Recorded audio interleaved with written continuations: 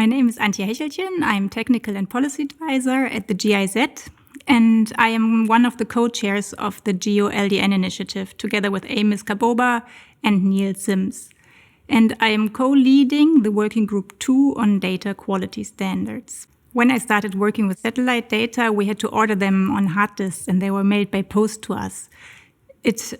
It was very expensive to buy data, software and hardware, and it took a whole night to process just a few satellite images. We needed a lot of time to pre-process the data. That means to make them comparable. This was even more time-consuming than doing the actual analysis to derive the information from the data. Since that time, 4 things have happened. First, huge amounts of data are available for free. NASA has opened its satellite archive. ESA has followed with a decision to make data available for free for everyone.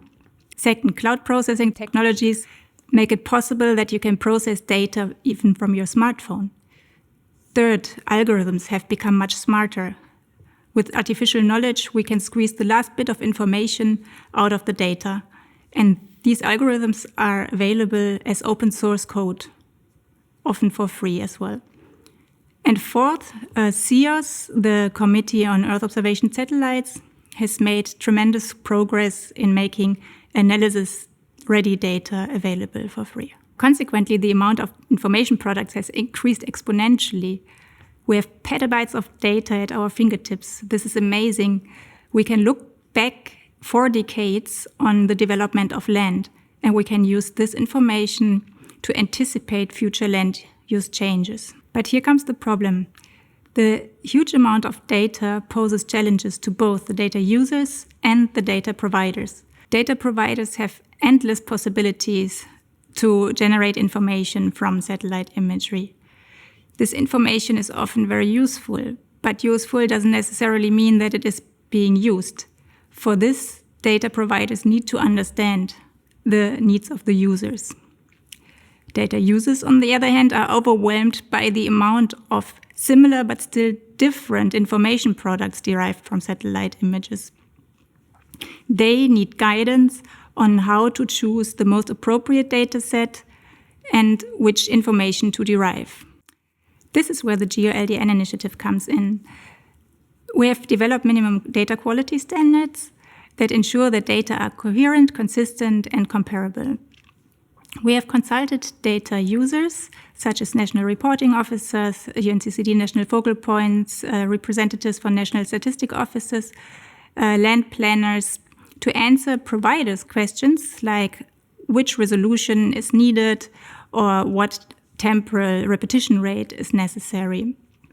We've also consulted data providers like space agency, academia, and others to answer the data users' questions like, is the national data good enough for national reporting?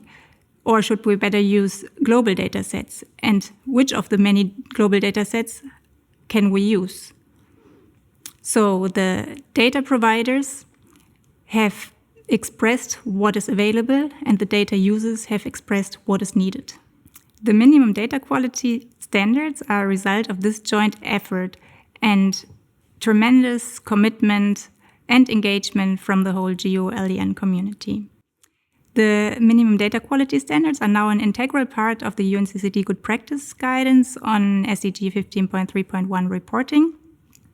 And we have integrated them into the reporting software Trends.Earth. Data providers can now align their data products with the standards, and data users have easy-to-use guidelines at their hand to decide which data to use and to evaluate them against these agreed standards.